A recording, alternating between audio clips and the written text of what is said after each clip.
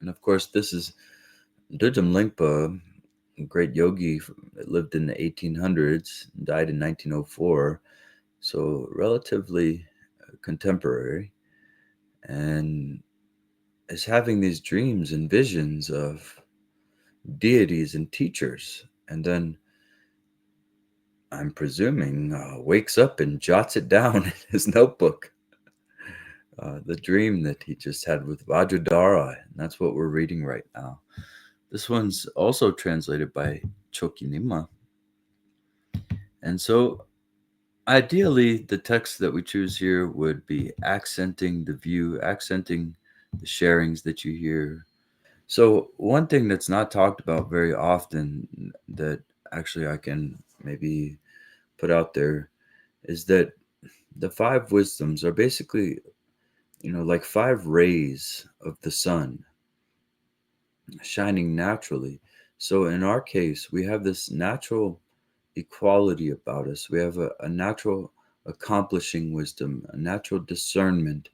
We have a natural wisdom of emptiness, so to speak. Wisdom of emptiness is oxymoronic, but emptiness is able to be within wisdom. We could say, if we want to try to get a little bit more precise. So these five wisdoms, they're not harnessed by anybody. They're not held by anything, okay? But they are an ancient part of our spiritual and just our in general our history. You see the five Buddha families in ancient archaeology and ancient texts, and they're everywhere. If you're ever interested in history, to look deeply into the five wisdoms, and they're represented a lot of times by the five Buddha families because people love archetypes. At first, telling you that there are five lights, five wisdoms is very, very vague. Okay, you might not be able to connect to that, but if I tell you about Amoka Siddhi and Asokya and you know Amitabha, that's much more enticing, right? To follow Amitabha and worship Amitabha instead of the wisdom of discernment. What am I venerating here? The red light of wisdom discernment? What the heck is that? So I believe that's why archetypes got so strong versus the more specifics of it. So Abhitaba is a great example of an archetype of the wisdom of discernment. And it shortchanges you a little bit, everybody, because, well, and yesterday I want to again thank the person on YouTube for catching this. I was calling mirror like wisdom yellow, and nobody caught it except for this one person on YouTube. So I appreciate that. But typically in our schema, it's associated with blue, okay, mirror like wisdom. Sometimes in other schemas, it gets represented as white. But we would call that the wisdom of Dharmata. The clear light can be associated with the white color. So the five colors are red, green, blue, yellow, and white. And so white serves more as the basis for all the other colors, so to speak. Why am I saying this? Because there's a nuanced point here that nobody ever, it's untraveled territory. Uh, let's say we have pride, yellow, which is associated with the earth element. So when I go to sleep and I dream of the earth, that is my pride. It's just not the typical pride we would think, like, oh, I'm better than everybody, et cetera, et cetera. It's the texture of pride that makes earth. It's a deeper, lucid pride. It's a deeper, lucid desire that makes fire.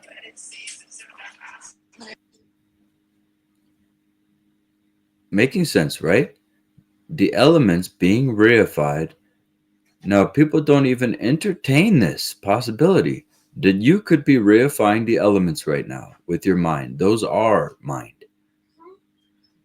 We're just totally convinced by the show.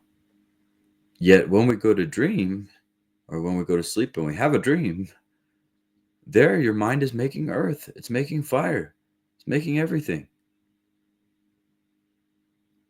And even in the dream, you get tricked, you fall for it. But then you wake up and you're like, oh, wow, I really fell for that one. You're still falling for it. It's inception. So we tend to neglect the fact that this is even possible, to even just entertain the fact. Is my mind outside of my body, outside of my brain? Is it everywhere? That's what makes our gathering, our group so exceptional, that we're starting to really integrate the fourth foundation of mindfulness as it was meant to be. In my opinion, it was always meant to be integrated, but they just kind of skipped out and said, oh, the environment's empty. Well, thankfully, we have these practices where at first you see clear light. It seems like you're seeing it with your conditioning, like your brain and your eyeballs. First, you see clear light, then clear light sees you. Like that one? That one was good, huh? Maybe a heart or a thumbs up. I'm just kidding. All right. Well, I feel like Vajradhara is going into the five wisdoms here, Yeshinga, as it's called in Tibetan. So I just wanted to give you a more nuanced, less popular uh, translation of the five wisdoms. So if you're sitting here right now, the five wisdoms correspond with the five elements and the five poisons, as they're called, the five kleshas, and many other things, the five cardinal directions, all this thing, if you include center. So they correspond, it weaves together so perfectly, actually, that it's almost extraterrestrial. And so I wanted to introduce that to you, and we can start unpacking that together, as we go along in our gatherings and things more and more. And we're exploring new territory. Making sense, right? New territory. Very fun stuff. Okay. So we'll go into the reading here. It says, in this way, the path of freedom within naturally occurring rang-jung Buddhahood makes evident awareness, the epitome of the four kayas and five aspects of timeless awareness.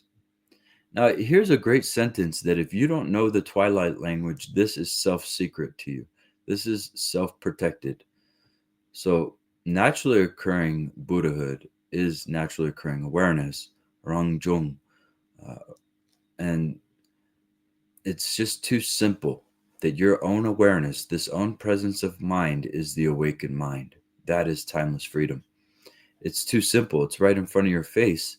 Like Nguma says, it is your face too. So that's the issue that causes a slight inversion there, or the appearance of an inversion. So that's why I love Naguma's four faults of natural awareness. They're really great, and I'm surprised more people don't emphasize these things, how simple it is.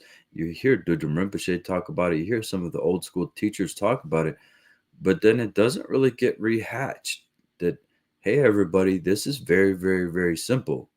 In fact, we love to overcomplicate it now. We love to make it out of reach for the average person. You need to study Dzogchen, and you need to know all three classes and every tantra that is within each class, even though the tantras aren't translated yet and they're fragmented and half of them are missing altogether. You need to study this and then you'll have the view. Nah, you don't have to do anything. Just see it. Just see it. Warm up to it. And you could be as dumb as a rock and still be free. I'm a living example. So it says here, also, I'm giving you this, twilight language. I want to show you how it's encoded. It says it's the epitome of the four kayas. So we found out last time it's Svabhavika kaya mixed with Nirmana kaya, Sambhoga kaya, and Dharmakaya. You wouldn't know that. If you didn't know what the kayas were, you'd be lost in enumerations right there. And the five aspects of timeless awareness are the five wisdoms. You see? So one sentence shows a lot of evidence. It shows a lot how they twilight language this stuff. So it says the essence of awareness is pervasive and extensive, the panorama of space, not existent as any object, and supremely unobstructed. Given that its display without underlying basis or foundation, is free of conceptual elaboration. It is Dharmakaya. From the perspective of the nature of awareness being inherently lucid, it is Sambhogakaya. Now remember, lucid is a tricky word there. We could also substitute that and say awareness being inherently cognizant, it is Sambhogakaya. Or awareness being inherently clarity, it is Sambhogakaya. So we could say consciousness too. We could stick different words in there and it would still work. So it says, from the perspective of awareness being unimpeded avenue for the lucidity of timeless awareness, it is Nirmanakaya. I feel like that sentence was over-edited or something, but it says, basically, your lucidity has an unimpeded glow. It's like the sun glows or a fire glows and you can see the fire. Well, your mind has a glow to it too. It's glowing reality. Okay, unimpeded. In pure presence, like I was citing last time, the Pearl Garland's Tantra, pure presence is witnessed as objects within objects. These are awareness's own manifestations. Now, this is not a belief system. It's nothing to be turned into a religion. This is something that they're saying, the yogis, the introspective scientists are saying that, and then you see what is going on. Why do they want me to continue to incorporate reality into my awareness? And why do they, is reality really synchronized with my mind? Is there really a connection between reality and my mind, as the yogis are saying? This is something to test, okay? And then it says, and from the perspective of awareness being the common ground of samsara and nirvana, it is Svabhavika Kaya. Once a definitive conclusion has been reached regarding the ground of being, there is realization of the context in which samsara and nirvana are of one taste in the basic space of the true nature of phenomenon. This is timeless awareness as the basic space of phenomenon. Chöying Yeshi. Oh, we got the Chöying Zut, we got Chöying Yeshi. Mm-hmm. Emptiness is not an inert void, but is pristinely lucid. We can say cognizant, awake, alive, and free of sullying factors. Like a polished mirror in which anything at all can arise, this is mirror-like timeless wisdom, or awareness, Milong Yeshi. Knowing the way in which samsara and nirvana are equal, and pure and supreme emptiness, is timeless awareness as equalness, Nyamnyi Yeshi. See, now they're adding the Yeshi on there. In the previous paragraph, they weren't adding that, but basically, we have that negation of conditioned experience, which is a Nyam. And in the face of Nyamnyit, there is great equalness. So you see, everybody, it's not a harnessing. Like, you're not harnessing the wisdom of equalness. Or if you go back up a little bit there, Yeshi. Melong Yeshi. You're not harnessing Melong Yeshi, mirror like timeless wisdom, which is the counterpart to the anger, right? And the color blue. Pride is the color yellow. So knowing the way in which samsara, yeah, very nice. The dynamic energy of awareness as the unimpeded avenue for the lucid expression of timeless awareness that understands each thing individually is discerning timeless awareness, or Sortok Yeshi. So that's the red.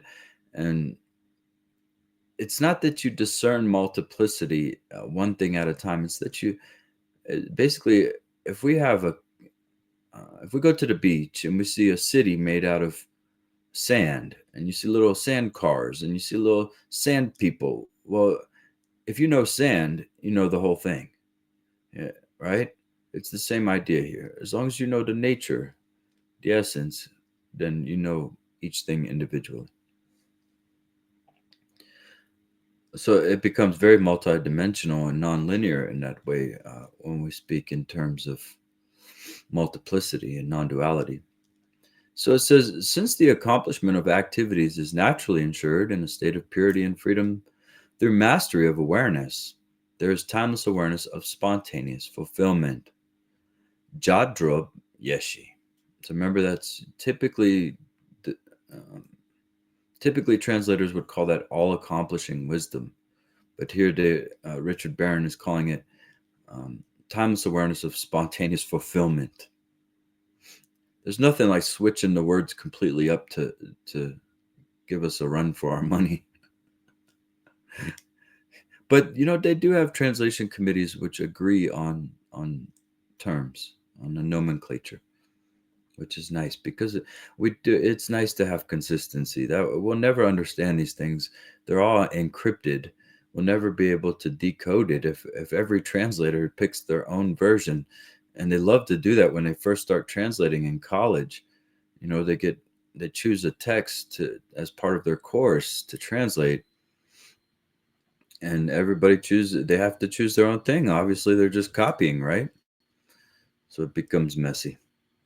And it says, many do not understand this mode of being just as it is. I would say realized. Choki Nima, this was early in his days. What's the year on this one? 2003, Yeshi?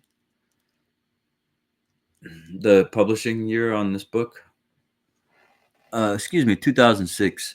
So it's still relatively early, pre-internet, I would say, where the internet got really big and information got really connected. So, when they say understand, I don't understand why they're saying that, because it's a realization.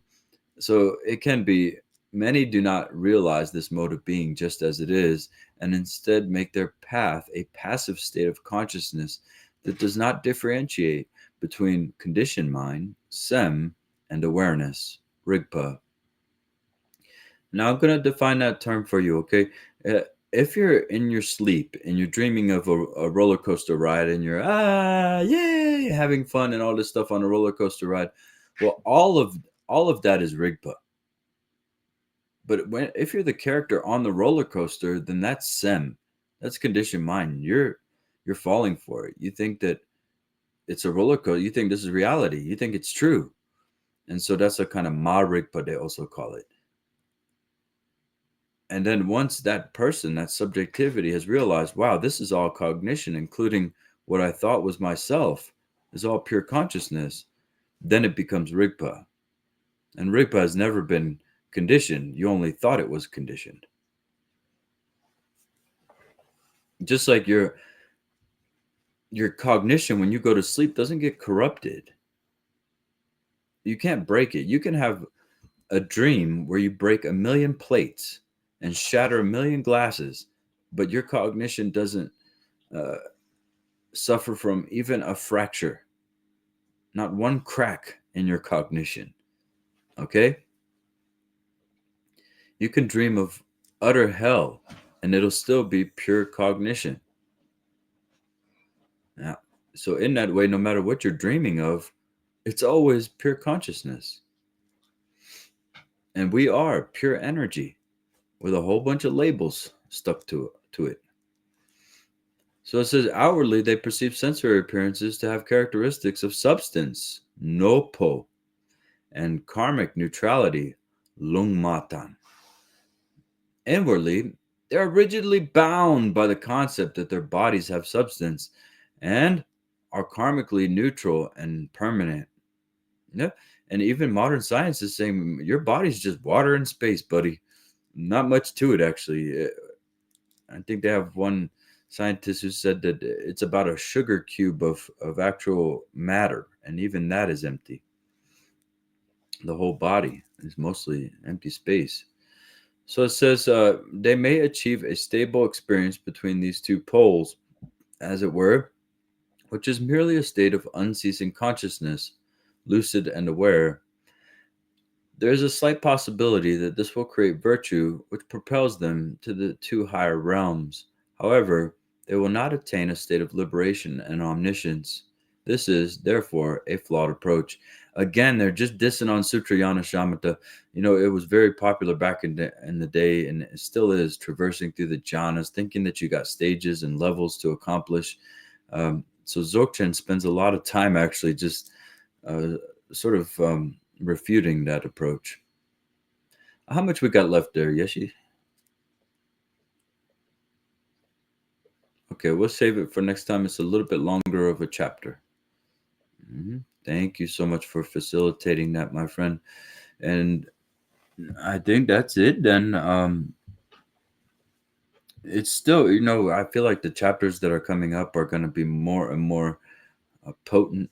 It's still kind of, in the Sutrayana, if you're sitting there critiquing a Sutrayana approach, and, this chapter, I'm a little disappointed. Vajradhara doesn't have anything better to say than, Sutrayana meditation is bad. It's a little anticlimactic for me, but that's okay. We still went through it, and there's lots more. And the terms are beautiful, just to know the Tibetan terms for the wisdoms and all that. And there's always this wonderful transmission happening. Okay, so thank you, my friends, for staying and exploring that with us today. We exploring it together, so fun. And then, are there any final comments, questions, anything going on with you? Little Bear is here for the closing ceremony, and he brought Tank. They're teaming up. Hi, baby boy. Hi, baby boy. Well, Luke's going to have a whole album of our Dharma poetry soon. Probably going to get rich off of it. since I don't sign any of my poetry. But it's actually decent music too. I mean, they mispronounce the words sometimes, Luke. You gotta just redo it or something if they mispronounce a key word, right?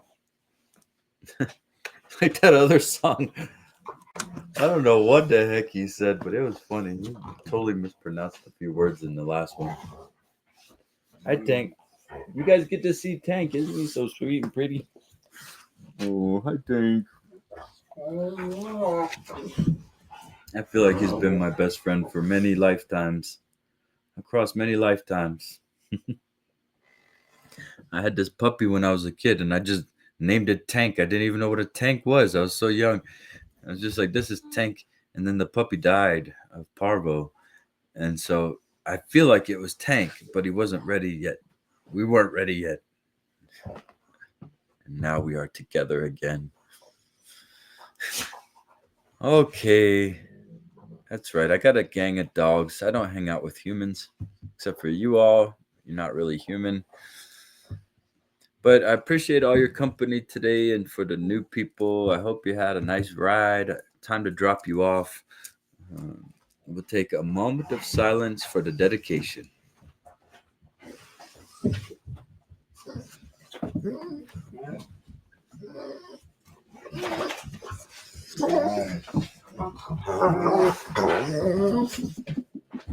And deep bow to you, my fellow bananas.